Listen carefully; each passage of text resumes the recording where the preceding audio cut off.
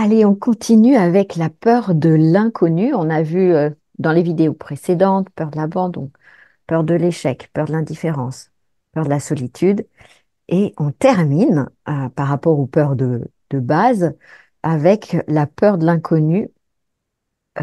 Là encore, on, on a tous connu, et même à certains moments nous évidemment, hein, cette anticipation catastrophique, là, quand on ne sait pas comment quelque chose va se passer et on peut partir d'emblée en voyant tout ce qui va pas aller. Mhm. Et les personnes qui ont cette peur de l'inconnu, c'est pas comme là quand on en discute et que ça peut nous venir à l'idée de non, c'est tout le temps. C'est Oui. pour tout. Euh, Tout est décliné euh, plutôt en verre à moitié vide. Mhm. Oui, tout à fait. Comme tu disais, si il y a un changement dans notre vie et qu'on n'a pas la peur de l'inconnu, on peut avoir le truc de oh là là, mais qu'est-ce qui va se passer si ça change? On ne connaît pas le futur.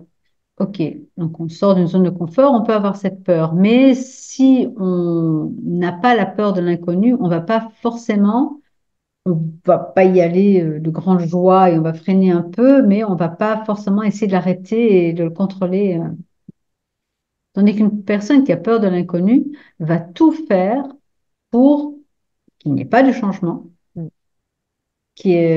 parce que le changement, c'est juste ne pas savoir ce qui va se passer dans l'après-midi, c'est juste impossible. Ces personnes peuvent avoir déjà un très jeune âge, genre à 20 ans, 21 ans, on a la maison, j'ai un mari, j'ai déjà un enfant, on planifie le deuxième, on habite à côté des parents. Je suis très caractéristique, mais voilà, pas forcément tout d'un coup, mais voilà, c'est très sécurisant. On va garder les liens, voilà. Si mon conjoint a en plus un travail genre SNCF ou quelque chose de sécurisant, encore mieux, pour qu'on puisse jusqu'à la retraite, jusqu'à la fin, être bien sécurisé. Ouais, parce que tout est under control, bien Under maîtrisé, control, bien contrôlé, avec planifié. planifié. Et donc, du coup, tout ce qui a pas de cadre, pas de limite, tout ce qui est un peu aventure, oula, quoi. Voilà, tout à fait. Et on va aller en vacances dans le même Toujours au même endroit. pays, avec les mêmes gens, voilà, pendant 40 ans, c'est comme ça. Euh, et on a très, très peur je pense que les personnes qui étaient dans l'inconnu devaient être des personnes aussi qui devaient avoir très peur pendant le Covid, par exemple, parce que on arrivait dans un truc très inconnu, on connaissait pas, on nous faisait peur aussi de l'avenir. Donc, les personnes qui ont peur de l'inconnu peuvent avoir très peur de la De maladie, la de la maladie. mort, tout ce qu'on ne connaît pas en fait, tout ce Mm, qu'on ne peut pas maîtriser, ça va être très compliqué, mm. très très compliqué. Et Donc comme on en parle. Oui. désolé, aller voyager dans des pays un peu plus exotiques, si c'est pas organisé et qu'on y va avec un groupe qu'on connaît, c'est même pas la peine d'y Mm, penser. mm. Et ce qu'on disait au tout début quand on parlait des peurs et en lien avec le... Parce que toutes ces discussions sont parties de cette histoire de on n'aime pas trop le changement et que là, c'est plus pour les personnes qui ont cette peur de base. Eh bien, on précisait que même si la personne sent que ses conditions de vie ne sont pas favorables, et qu'elles sont ouais, pas satisfaisantes, bah non, je reste parce que la peur de l'inconnu est tellement plus forte que...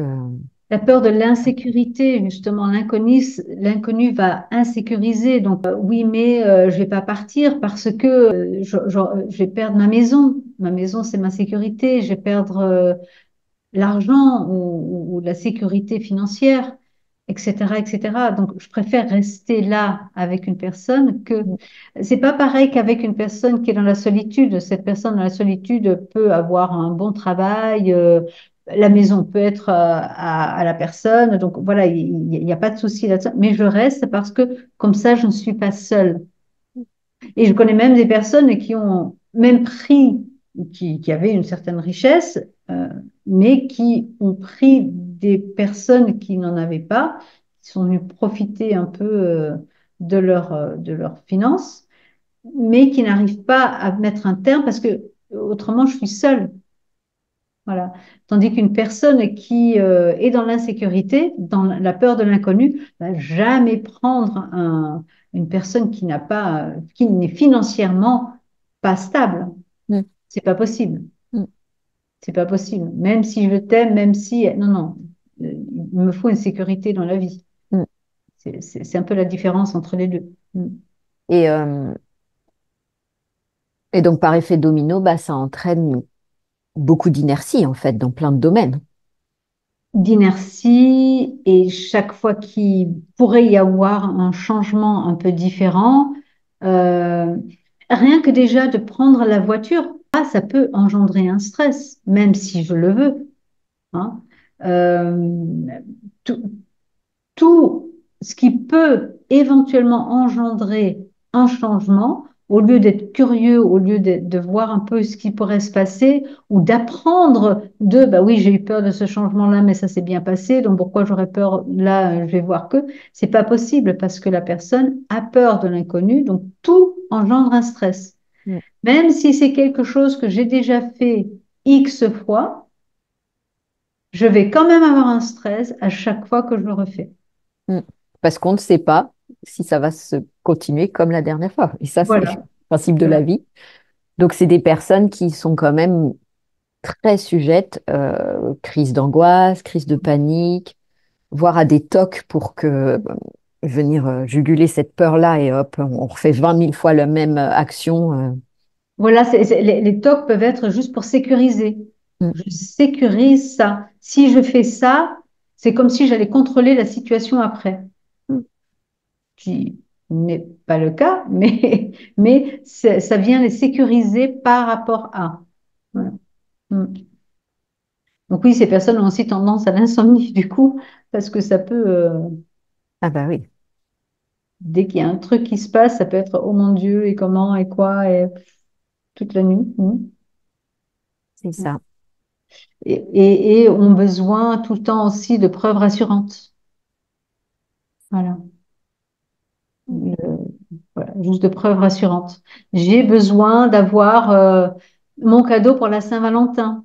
Parce que si je ne l'ai pas pour la Saint-Valentin, ça veut dire que tu m'aimes plus. Voilà, c'est des choses comme ça. Une personne qui n'a pas peur de l'inconnu, qui n'est pas dans l'insécurité, Saint-Valentin, pas Saint-Valentin, tu me donnes le cadeau quand tu veux. Voilà, c'est pas un souci. Tandis que, non, il y a, voilà, Mm, c'est le jour de notre anniversaire de mariage, il faut qu'on fasse quelque chose. mm.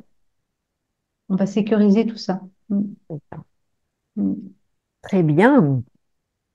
Et aussi, Oui, juste pour dire, on peut aussi s'accrocher soit à la science, soit à la religion, soit à un groupe, euh, quelque chose qui va venir nous sécuriser.